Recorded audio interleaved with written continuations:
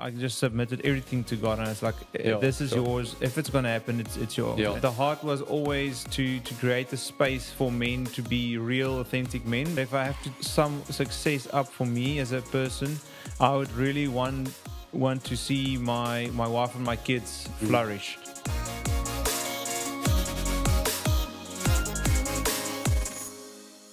Hey guys, welcome back to another episode of the Bizzin Podcast. I'm your host, Zeal van Wyk. Today with me, Christiaan Blignaut. Christiaan, so excited for today and what we're going to speak about. So, partner in George Animal Clinic, as well as one of the founding members of the Zeal men's ministry. Maybe draw us into your journey a little bit. Where did everything start for you? Yeah, thanks for having me, Leslie. It's a privilege. Sure, jumping right in. Yeah, look, it's you can go on long probably, but for me, it does start with my roots. I guess the way I grew up, I was raised in a missionary's household with a lot of travel in Africa and outdoor activities and things like that. Sure. Being in a household, only boys, 4 boys. We spend a lot of time outdoors. So those things kind of created a bit of a foundation that I probably only noticed later on. Yeah. But as a boy growing up already, it was definitely something that was being put into place. Yes. And it's work-wise, being a vet. Obviously, people ask you, do you like animals? Yes, I do have an interest in animals. That's an important aspect, right? I guess so. Yeah. So it probably started with a love for nature and the outdoors more than specifically just having an interest in veterinary science. Yeah. Sure. And it kind of built on that over the years. And the same, ministry-wise, the two are kind of intertwined in a sense through my childhood. The fact that I grew up with boys, only boys in the household, being in a all boys res in high school, doing a lot of outdoor stuff. It kind of just set me up for what was going to happen later on. Yeah. So I mean, coming out of a household like where you're saying mainly missionary work, how did you find your interest in a career then? Like, what was your example, or who did you look up to at that time then? Yeah, so that's a good question, because actually, it goes back 4 generations. So my great grandfather, he entered the missions in Malawi, and he was actually a teacher. Wow. So then my grandfather after him was a doctor and an eye specialist, and his wife was my grandmom was a nurse, and then my dad was also a doctor. Yeah. So there was always that balance, if I can call it that, between a profession and ministry. Yeah. And that was the example that I kind of grew up with. But that said, we left the Malawi when I was just before I went to school.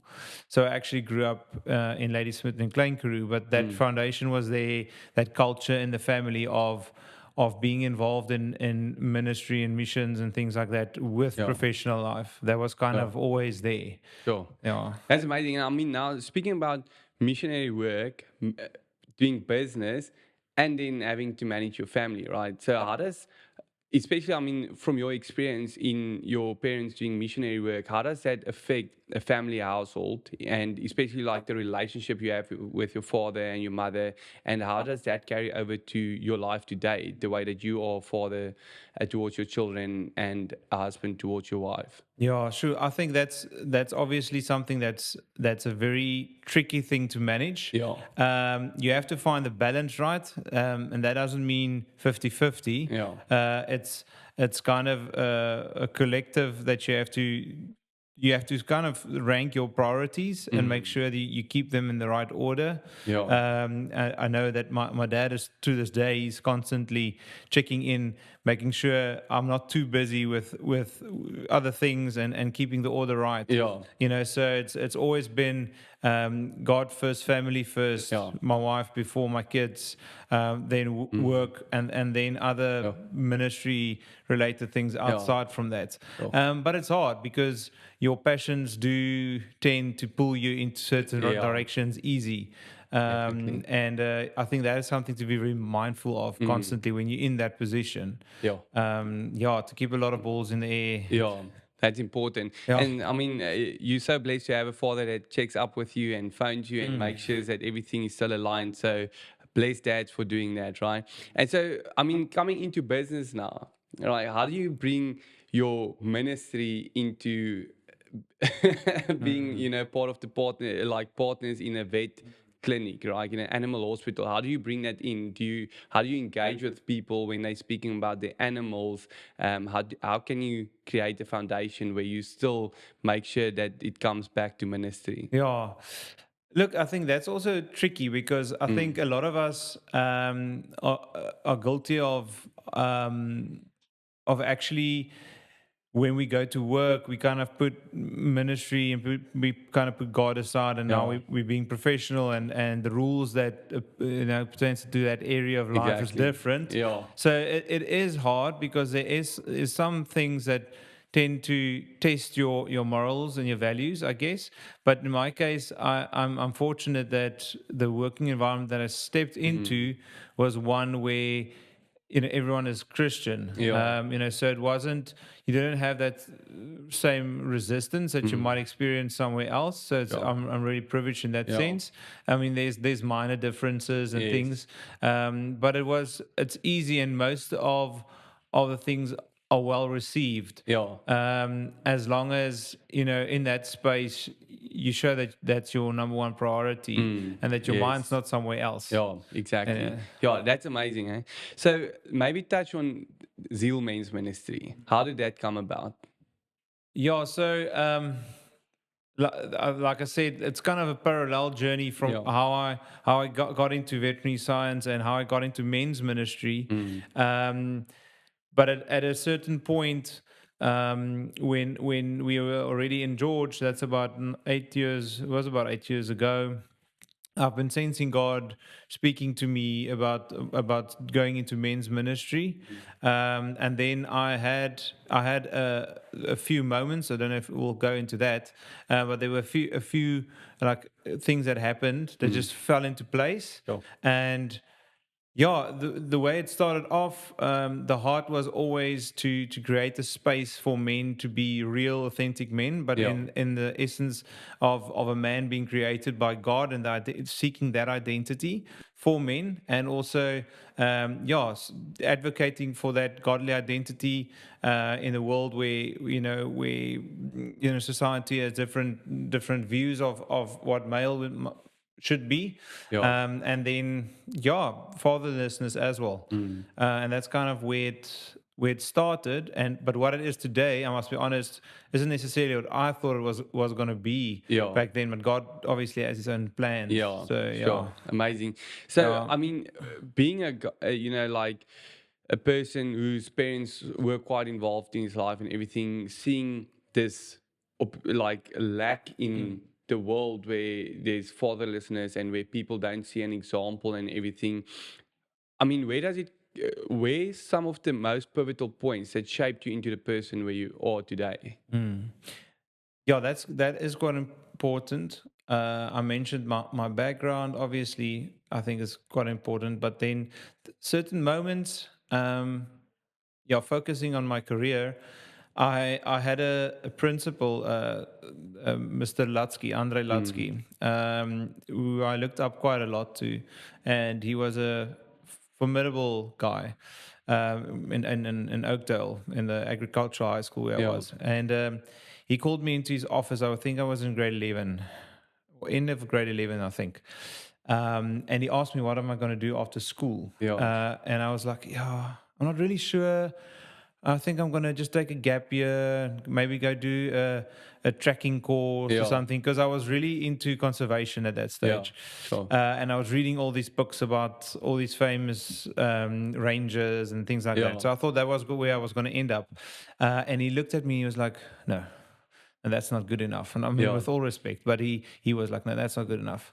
And he said, he stopped a while and he just thought, and he's like, veterinary science, that will work. Yeah. And I was sitting there, I'm obviously now a kid, so I was kind of, and he phoned the University of Pretoria right there while I was sitting there, and he asked for papers for me to sign up and register. And when I left his office, I phoned my parents like, meneer Latsky just decided that I'm going to be a vet. Yeah. I mean, it's crossed my mind before then, but I probably never really believed that I could do it. Yeah. So that nudge from someone that saw potential in me was all I needed.